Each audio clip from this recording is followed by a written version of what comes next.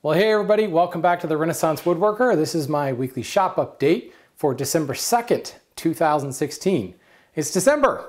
You know what that means for every woodworker? It's Christmas present time. Yeah, whether you celebrate Christmas or not, as a woodworker, you are almost obligated to make stuff for Christmas. Generally around October, my lathe starts turning with pins and bottle stoppers and clocks and pepper mills and all kinds of fun stuff. The lathe is a great tool for this because it allows you to basically crank out a project over the course of minutes, from rough lumber to finished and ready to be wrapped project. And I've accrued quite a bit of turning stuff over the years, and I keep things in these Rubbermaid totes. When I remodeled the shop, I realized I had a lot of stuff that was in the shop that doesn't get used all that often, but when it does get used, it's for very specific purposes, like turning. All of my pin blanks and my bowl blanks, various mandrels, drill bits, chucks, all that stuff. When I turn, it comes out. When I'm done turning, I can stack this stuff in another room or the corner of my shop, and it really gets a lot of that clutter out of the way. But the upshot is, or I should say the downside is when I do start to turn, I start pulling out all these totes and I get, my eyes get as wide as saucers because I start going through and pulling out cool pieces of figured redwood and bird's eye maple and Claro walnuts, rosewood, Ambonia burl, marble wood, just incredible stuff in here that gets stored over the years. And don't even get me started on the probably 60, 70 pin blanks I've got floating in the bottom of this tub. It's just one of those things that when you start turning, you start to realize that any tiny little bit of wood could turn into something. So then you really develop a pack rat problem. So at least if you can keep it in a tub like this, keeps it out of the way, and when it's time to start turning things again, you can start pulling material out and using it up. At the same time, I've got this tub over here that keeps extra project parts, mandrels, drill bits, lathe accessories and such. And I find that anytime I'm doing Christmas projects or whatever projects, I'll tend to buy an extra. So I've got a mini pepper mill kit here. I bought a couple of extra at the time in case I needed it. I didn't need it, so now I've got this extra pepper mill sitting in this box. I've got a spaghetti server. I made spaghetti servers last year for Christmas. I ended up with an extra one, and it stays in this box. And you may think, wow, that's kind of wasteful, but how many times have you been approached by a friend, spouse, girlfriend, boyfriend, whatever, and said, hey, do you have something that we can give to so-and-so for a hostess gift? Well, honey, give me 15, 20 minutes and we'll have a spaghetti server. So it's nice to kind of have this stuff around.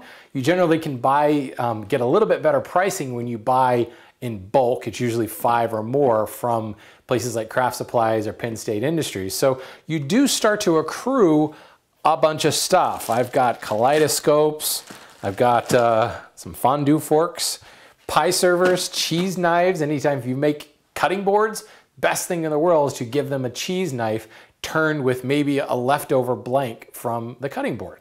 So this stuff starts to pile up and it's just good to have a place to stick it.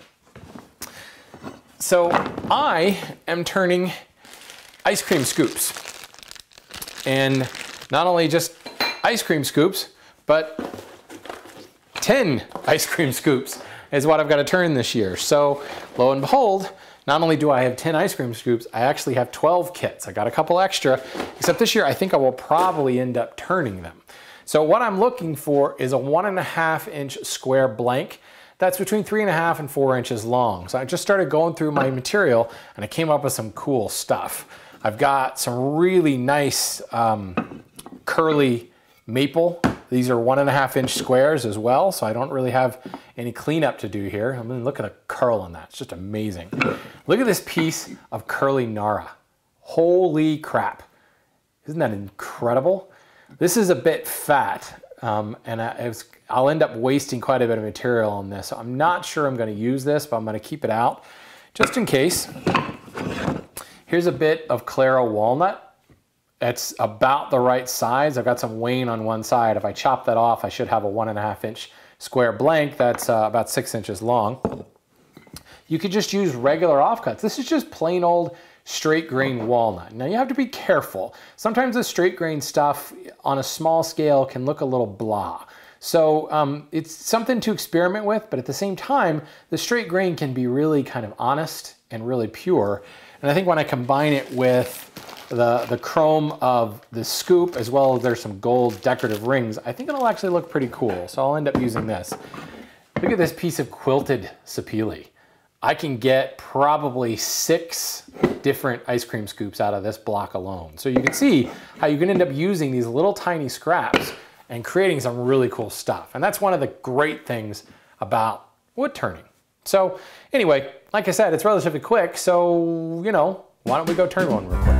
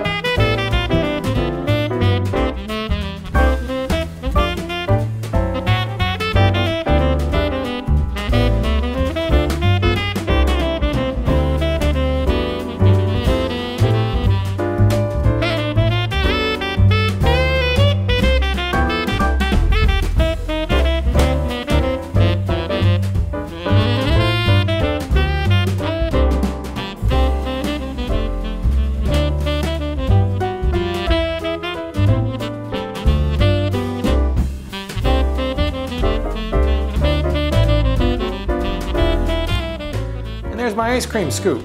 So, a couple lessons learned from the first time through this. First things first, I need to go buy some 5-minute epoxy.